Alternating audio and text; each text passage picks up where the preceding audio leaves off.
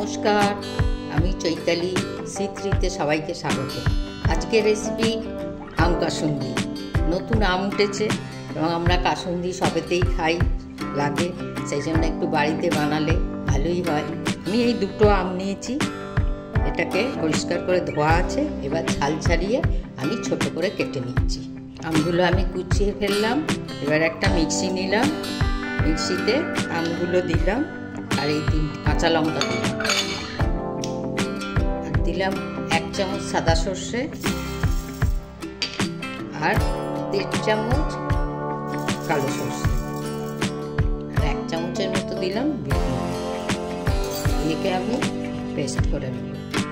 Paste হয়ে গেছে, এটাকে থালায় আমি ঢেলে নিচ্ছি।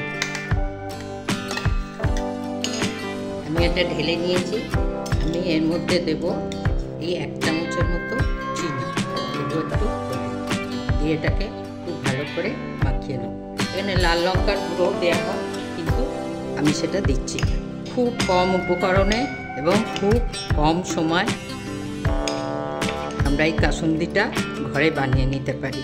শিশিতে পুরে, শিশিটা কন্টেনারটা একদম পরিষ্কার হবে, শুকনো হবে, তার মধ্যে রেখে 2-4 দিন একটু রোদে দিলে এটা খুব সুন্দর থাকবে, অনেক দিন থাকবে। সর্ষের তেলটা একটু পরিমাণে বেশি লাগবে।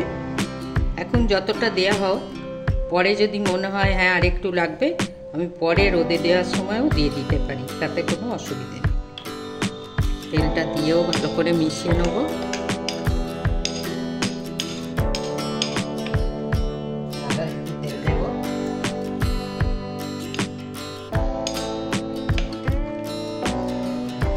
আমি এর মধ্যে দিয়ে দেবো 1 চামচ ভিনেগার, তাহলে এটা অনেক দিনই খুব ভালো থেকে যাবে। এই হলো আমার কাসুন্দি আমের। তোমরা সবাই করো, দেখবে খুব ভালো হবে। আমাকে জানিও কেমন হলো। সবাই ভালো থেকো। এরপর আবার দেখা হবে আরও অন্য রেসিপিতে।